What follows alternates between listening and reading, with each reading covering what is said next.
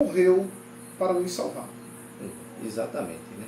E até porque a própria Bíblia, ela nos relata no livro como é que é, de Hebreus, que os anjos, os próprios anjos adoram a Jesus, né? Então, falar que Jesus é o arcanjo Miguel, isso se torna uma heresia bastante grande, falar que Jesus é o arcanjo Miguel, né? A respeito, por exemplo, das testemunhas de Jeová, como é que eu poderia me defender? Porque eu já me encontrei com alguns testemunhos de Jeová e elas querem provar que o inferno ela não existe, elas querem provar que a Trindade ela não existe, entendeu? E elas não creem muito na divindade de Jesus. Ela crê no Deus que ela fala, que seria, por exemplo, Jeová, né? Que essa palavra Jeová é citada muito no livro de Ezequiel. A respeito, por exemplo, uma testemunha de Jeová vem me evangelizar. O que é que eu deveria fazer? Como é que eu deveria me comportar diante desse pessoal? É pessoas que nós se deparamos no decorrer do dia a dia. Eu também já me deparei e chegaram para mim e perguntaram quem era Jesus. E eu falei que Jesus era o Salvador. Eles disseram, não, ó, nosso Deus, ele tem a excelência, começou com essa história distorcendo a cristologia, né? A ação de Cristo, o sacrifício de Cristo. Foi onde eu li para ele. O livro de João, segundo livro de a primeira epístola de João, capítulo 2, versículo 22, diz assim: quem é o mentiroso, senão aquele que nega que Jesus é o Cristo? Este é o anticristo, o que nega o Pai e o Filho. Todo aquele que nega o Filho, esse não tem o Pai. Aquele que confessa o Filho, tem igualmente o Pai. Permaneçam em vós o que ouviste desde o princípio. Se em vós permanecer o que desde o princípio ouviste, também permanecerei vós no Filho e no Pai. E esta é a promessa que ele mesmo nos dá, nos fez a vida eterna. Isto que vos acabo de escrever é acerca do que vos procuram enganar. Ou seja, pessoas que vêm para enganar, para tirar o foco de Jesus Cristo, e é como se tirasse o feito de Jesus, como se Jesus não tivesse vindo à terra, sofresse, padecesse para nos salvar. É um versículo que só em si ele já fala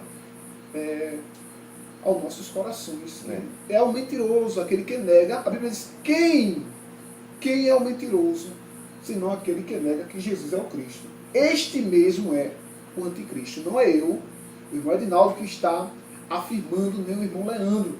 É a palavra de Deus. Você que está em casa, você pode abrir. Aí na primeira epístola de João, fica bem próximo ali do Apocalipse, capítulo 2, versículo 22, que você vai observar quem é o anticristo. Amém? Amém. Então nós vemos aí que fica bem claro, né? Quem nega o pai, nega o filho, e quem está negando o filho não tem o pai, né? Então, são esses mesmo. Então, eles gostam muito de falar sobre isso. E acerca do paraíso aqui na terra, eles pregam isso, né? Crê que o paraíso vai ser aqui na terra. O irmão acha que o paraíso vai ser aqui na terra?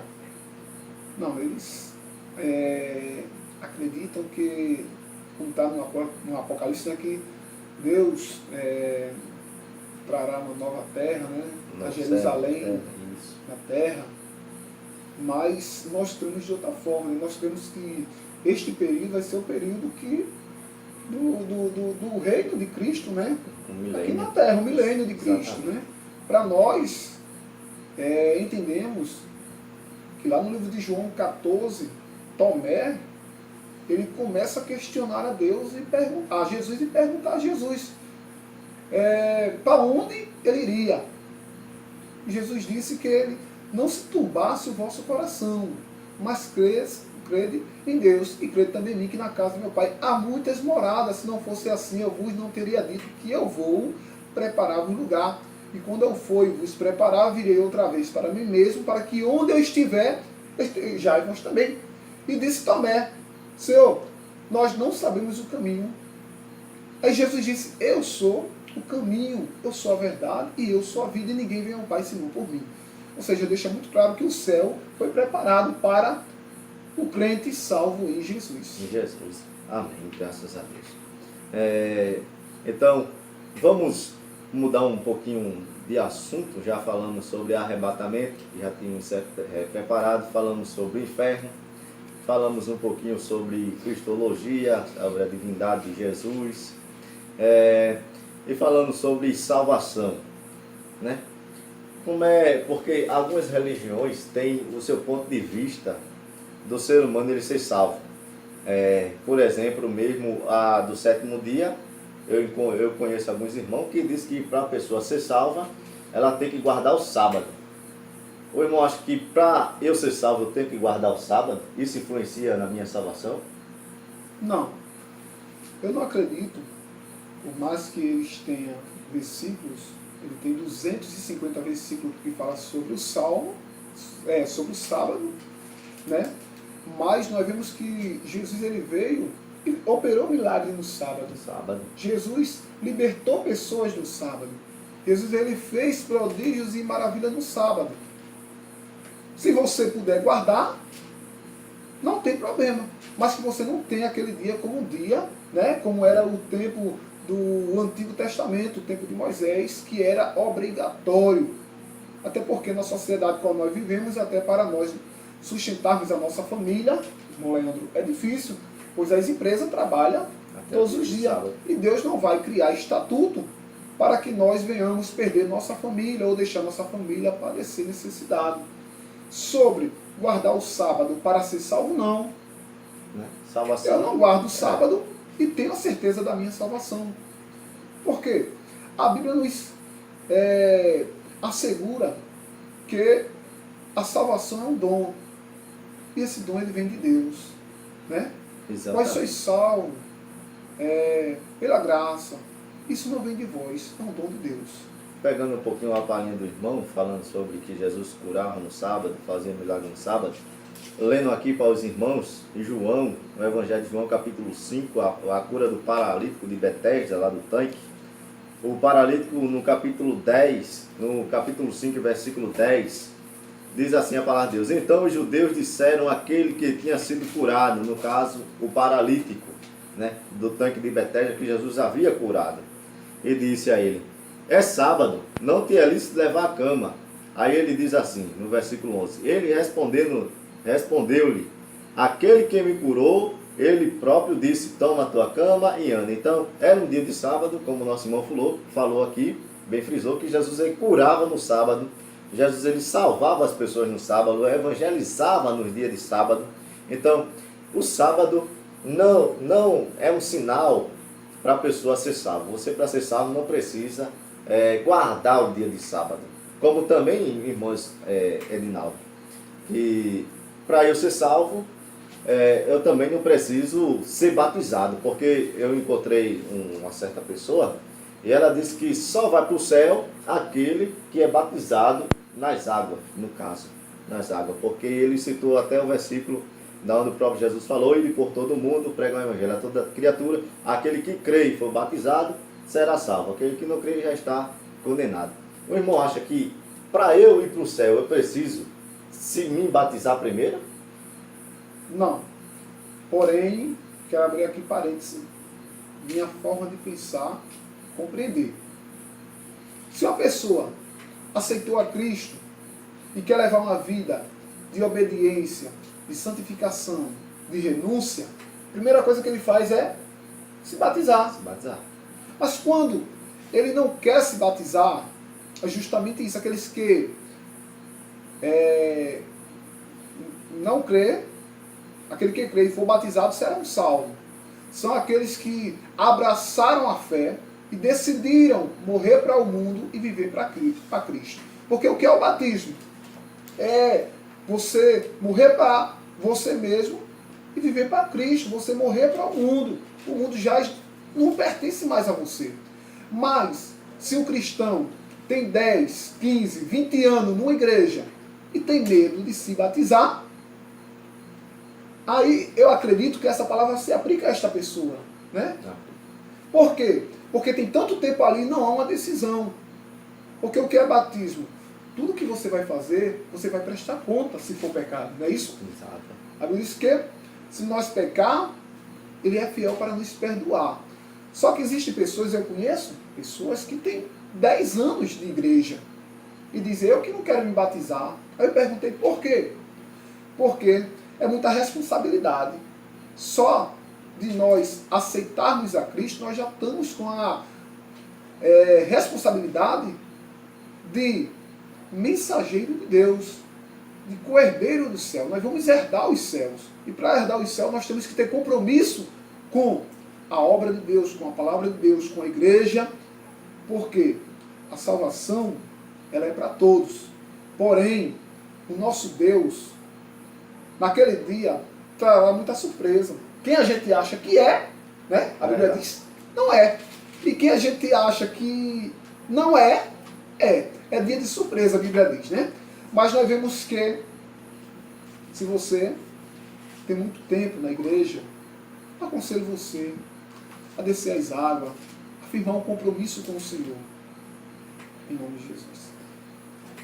Pegando a palhinha da palavra do nosso amado irmão, em Eclesiastes, capítulo de número 12, versículo de número 14, a palavra de Deus diz assim, porque Deus há de trazer a juízo toda obra, até tudo o que está encoberto, que seja bom ou que seja mal. Então, nosso irmão falou aí, tocou num ponto muito sério, falando que Deus vai trazer em juízo tudo, porque Ele conhece todas as coisas. Ninguém vai conseguir se esconder naquele dia do olhar de Deus. E como o nosso irmão bem falou, o batismo, ele não salva, mas é um sinal para que você fala para a igreja, revelando para a igreja, que você quer um compromisso sério com Ele. É como se fosse uma aliança. E é a partir dali que você vai celebrar, fazer parte da ceia do Senhor. Eu até escutei um irmão criticando, falando, esse negócio da pessoa se batizar e para poder ceiar, isso não existe. Não sei o que, falando. Eu digo, por quê? Ele disse, não, a pessoa depois que aceitou Jesus já está salva. E não precisava se batizar para cear. Aí eu expliquei para ele, dizendo, olha, a gente pratica, a gente faz dessa forma, porque a gente tem que saber quem vai estar ali na mesa do Senhor. Porque existe igreja por aí, como a Universal, como a Mundial, que faz a celebração na ceia nos domingos e dão a ceia para todo mundo que está ali. Muita gente que não é crente, muitas pessoas que estão ali vivendo na prostituição, muita gente que não tem compromisso com Deus, e dá ceia para todo mundo que está ali naquele ambiente. Não importa a religião que ele é, se ele está bêbado, até bêbado, se tiver ali, eles dão ceia. Então, a ceia de Jesus é algo muito sério. Ninguém pode tomar o vinho, comer o pão, de qualquer maneira. Então, nós temos que levar uma pessoa para ela fazer isso. Por isso que temos um discipulado, que eu e o senhor já ensinamos. Temos o período do discipulado para mostrar à pessoa o que é aquilo, como é os dogmas da igreja, porque ela está aprendendo aquilo, para ela se batizar, depois ela fazer parte do corpo de Cristo. Não é para prender a pessoa na igreja, é para ela ir para a ceia consciente do que ela está fazendo ali. Então, o batismo nas águas, ele não salva, mas é um ponto importante. É como que um assunto puxa o outro, né? E esse assunto está puxando outro aqui. Por exemplo, é como o dízimo. O dízimo, ele não salva, mas o dízimo, ele é um complemento de uma pessoa que é salva, né? Então, o dízimo, ele não tem poder para salvar. Isso é, se um crente ele não dá o dízimo, não quer dizer que ele não vá para o céu. Mas, ele dá o dízimo, não é para ele ser salvo, é porque ele já é salvo. Então, um crente que ele é salvo, ele dá o dízimo. Ele entrega o dízimo do Senhor, que é para a obra do Senhor. Então, se ele não está dando o dízimo, a Bíblia diz que ele está roubando a Deus. E a Bíblia diz que ladrão não entra no céu, né? Então, logo assim, se nós formos levar para um lado mais crítico, podemos dizer que o dízimo, ele salva. Mas trazendo para o outro lado, nós podemos ver que ele não salva. Né? Como o senhor tem algo para falar a respeito disso? Parece até um contraste, né? É. Salva e não salva. Mas nós observamos que o dízimo é para mantimento da obra do Senhor. Né? A nossa igreja ela não vive mantida por governo, por prefeitura ou por poderes maiores. Nossa igreja é mantida por fiéis. Né? E como o Senhor falou, a Bíblia diz que quando nós não devolvemos a Deus o que é de Deus, nós somos ladrões. Né? Fala em Malaquias, não é isso?